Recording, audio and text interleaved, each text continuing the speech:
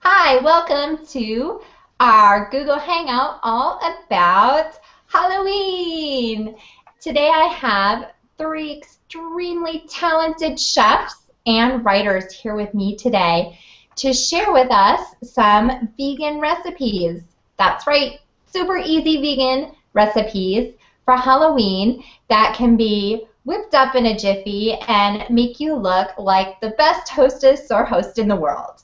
Here with me today, I have Cara from Pork and Beans, Kathy from Healthy Slow Cooking, and Natalie from Bake and Destroy. Please, could you tell us a little bit about your blogs? My name is Cara, like you said, and I am the creator of Pork and Beans, where everything is gluten, egg, dairy-free, and I try to make it as creative as possible so those who have food allergies can see that they don't have to do without taste or creativity in any food that they eat. And I'm Kathy Hester, and I do healthy slow cooking. So I do healthy food that's really easy for families to make. I do a lot of slow cooking, though I do a lot of just regular old cooking as well. But most of it's ingredients that you can get in the supermarket and make easily that your family will actually eat. And I'm Natalie, and my website is Bake and Destroy. And as the name might indicate, my recipes are a little bit wacky and off the wall. They're all vegan, and they tend to be inspired by like pop culture and punk rock and all sorts of non-food inspiration. So you'll find things like taco lasagna or Andrew W. cupcakes and things like that. And for all those reasons and many more, Halloween is my most favorite holiday, so I'm really excited to be chatting about this awesome book. Speaking of, these ladies have combined together to create a totally free, right, ladies? Yep. Yes. Vegan cookbook for Halloween. So somebody like me who wants to integrate more healthy but still really cute, fun hors d'oeuvres and recipes for my Halloween get-togethers can go and download it. And Natalie, you're going to tell us a little bit about how this book was created and where we possibly can find it. Sure. So in addition to all the baking and destroying that I do for my own website, I am also in charge of social media for Abe's Market. So Abe's Market is the website, abesmarket.com. It's the largest online retailer of natural and organic products. And we carry tons of great ingredients that vegan and gluten-free and all sorts of niche bloggers love to use in their recipes. So we kind of got together and decided it would be fun to start working with really cool bloggers to put together these ebooks that would, you know, get the word out about all of the things that Abe's offers, but also would help all the bloggers kind of like further their reach too and maybe get out in front of some Abe's customers who hadn't heard of them. So obviously with Halloween right around the corner, there was nothing more logical than doing a Halloween book, and we thought vegan Halloween would be really interesting because vegan food is becoming more and more popular and sort of normalized too, where it's not just like the animal loving like activists, it's people with different food allergies, it's people who just want to cut back on cholesterol. There's all kinds of reasons why people are interested in vegan food. So of course I was happy to throw in a couple recipes from Bake and Destroy, but the first person that came to mind was Kathy. Abe's Market is probably also known as the Kathy Hester fan club. We love her. We love her recipes. We love working with her to get cool recipes on our website. So we asked her to kind of spearhead the project, and she partnered us up with a lot of other really great bloggers. Cara, of course, is one of them. And we ended up putting together 10 vegan Halloween recipes. You can download them all from abesmarket.com. The book looks amazing. All the pictures are beautiful. The graphics are really fun. When you download it, you get a special coupon code so you can actually pick up some kind of hard to find ingredients like vegan chocolate chips and things like that. And it's just a really cute book, and people have been loving it. And we've heard from everybody from, like, you know, new vegans to like grandmas who want to make something cute for their grandchildren with egg allergies and things like that. So it's a really great book. I'm really happy with how it turned out. And I think that even for somebody who doesn't live a full vegan lifestyle, it's still really great because, you know, like you said, it uses the materials and products you can find at the supermarket. So it's easily accessible for families. Definitely. It's got lots of kid-friendly recipes. There's nothing overly complicated. Mostly it's just a lot of really clever ideas for some pretty healthy foods. And it's really, really cute. I think it's one of the cutest books we've done yet. Wow, we are in luck today because you are going to give us a little sneak peek of your favorite recipes, right, ladies? Absolutely. Awesome. Well, I know there are 10, so you're not going to show them all. But Cara, did you want to share with us first what your favorite is? I would absolutely love to. My favorite recipe, not only just in this book, but of all time, is something called dark chocolate covered pretzel screams. And they are a sheer delight. I mean, I get giggly every time I think about them. They're just pretzels dipped in dark chocolate, and I actually give instructions on how to create your own googly eyes that are made for vegans with safe ingredients that don't contain gelatin that you typically find in the store. And they're just super fun, and the kids, I guarantee, will love them. And you will love them too.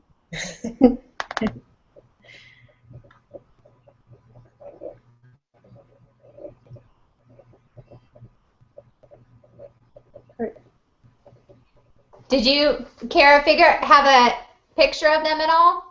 Oh, yes, I do. I was like, that's like a tease. Tell us how awesome they are. Damn, come on. Cara makes really cute, beautiful, fun food. You want to see it. Okay, here it is. Sorry, you guys. I wanted to keep the suspense waiting. There they are. Aww. They're super fun because they look like they're screaming. It's pretty simple. It took a long time because, you know, what I like to do is stare at my food. I literally do this. I go to grocery stores and I will stand in a produce aisle and just look at a particular food to figure out how I can recreate it into something different. And I was eating pretzels one day, and that's exactly what I did with them. How can I make these Halloween-y? So there they are. And they look like such a great activity that kids could actually help make. 100%. That's one of my goals with Fork and Beans. It really is geared towards kids too. They are my mission to make food for them that they can just love and enjoy, and that they don't have to feel left out. So this is a 100% kid-approved Halloween snack. And I have another recipe to share with you. I did a trio of dips. And so what I did actually is I looked in my fridge and I had some leftover green beans, some butternut squash that was cooked, and then I had some white beans. So I made 3 dips with 1 can of white beans for use in all of it. You're getting some veggies in your kids. They can make it. It's whirled in the food processor, so it's really, really easy. And I'll show you a couple of those. That's the green bean one. And if I can get back in there, there's the butternut squash one. Okay, keep it up for a little longer. I can't see it. Oh, keep it up for longer. Here you go. Oh, yum. And then there's one that's just all white. And it's really good if you toast up some pumpernickel bread and spread the white one, you cut it out in a ghost shape. And so you can do some really fun things. You can cut out some sandwiches with pumpkin shapes and put the butternut squash in there as well.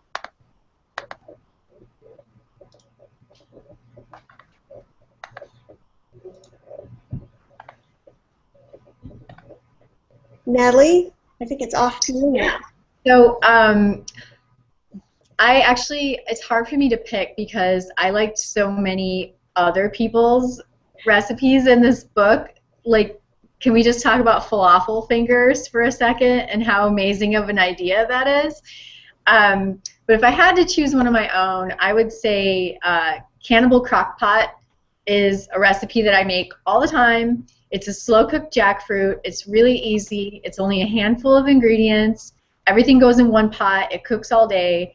So for somebody like me who wants to throw things in before I go to work and then come home to dinner, it's perfect.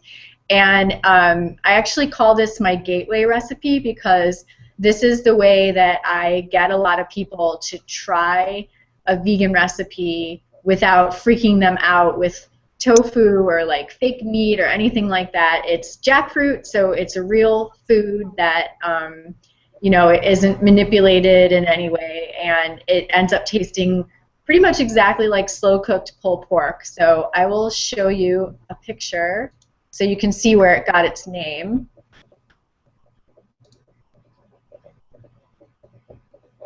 Are you able to see that? Not yet. Okay, let's see. I may not be as good at screen sharing as everybody else.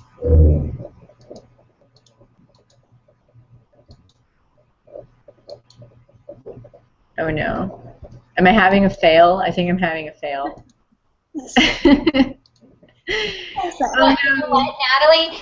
I don't think it's a fail at all because they can go on to, what's the website again? abesmarket.com. abesmarket.com, and you'll see the free Halloween ebook right in the top corner. You just click it to download. Yeah, so it's not a fail at all because they can head right over there and come check it out. Okay. And Natalie, do you want to explain jackfruit a little bit to people who maybe aren't as familiar with it and where they might be able to buy it? Yeah, so jackfruit is it's a giant 80-pound fruit that grows in tropical areas, and the nickname in the local areas where it grows is actually tree mutton because the texture is so similar to like a pulled poultry or a pulled pork. It's very meaty texture. And when the fruit is ripe, it tastes a little bit like maybe like a sour banana.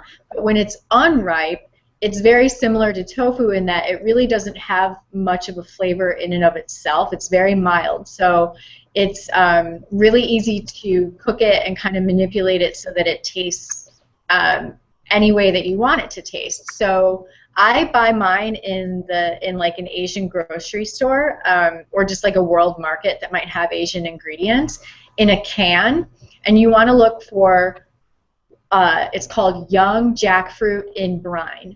You don't want to get in syrup because that is going to be really sweet, and you might want to try that for dessert sometime, but definitely not for this type of recipe. And if you can't find it in an Asian or a world market around you, you can order it online. They do carry it on Amazon too. So just a can of that and a few other ingredients, and you can make a pulled pork. You can make like a good breakfast hash. You can really do a lot of different interesting things with it. Okay, so for someone new like me, how would you spell that when I'm looking for it? Jackfruit. Mm-hmm. It's Jackfruit. Okay, so it's just exactly how it sounds. Yes. Young jackfruit in the brine. Yes. Cool. Now, I did want to ask you ladies, one thing I noticed when you were showing your really cool pictures is that you didn't just put the food into paper plates. Can you guys tell me, I guess, maybe your favorite ways of dressing up the foods for your Halloween spread? Because I think for me, I'm really busy, and sometimes what happens is I might make a really cute sauce, but then it gets flopped in probably the wrong color, or doesn't really look as kind of Halloween and festive as yours did. So I would love some tips on how to make it kind of more festive and Halloween-y.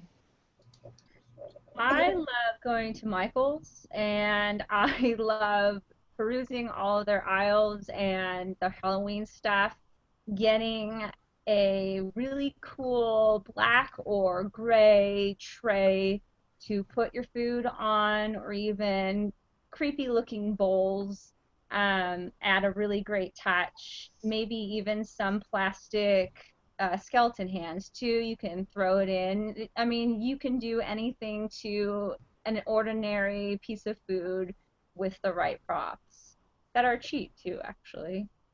Cara, do you want to tell them about your recipe for the eyes, the vegan eyes? Oh yeah, the googly eyes are basically just, you can use brown rice syrup or you can use corn syrup, powdered sugar, and maybe just a little bit of non-dairy milk. You mix it up into a really thick paste. I tend to just kind of use a Ziploc bag. I throw it in there, cut a little hole in the slit, and then you just pipe it onto parchment or wax paper, and then you take a miniature little chocolate chip that is dairy-free, and then you put it in the middle of it. You have to let it set overnight, but I promise you they are worth the wait, and they're the cutest things when they're staring right at you on the baking sheet every time you pass the kitchen. So it's really simple, simple ingredients, and there's just so much you can do with them. They last a good 2 to 3 weeks too, so you're going to have a lot. So you can even throw googly eyes onto any of your food, which is a perfect sure way to spook up your treats. I want googly eyes on all my food. I was I just gonna say, think I'm gonna start that. All the time. even a black table and then just a whole bunch of googly eyes on it. Yes, absolutely. I could just see my kids like, yum, yum. Oh, 100%. That's right. And now, Kathy, you have little signs in your sauces, right? Yeah, I have an excessive amount of Halloween paraphernalia. You know, those big giant boxes that you get at Target that you put your Christmas ornaments in. We have 15 of those of Halloween decorations, including stuff for the table. Because every year I do a sit-down dinner party, and so I got some new dishes this year, so I was really excited.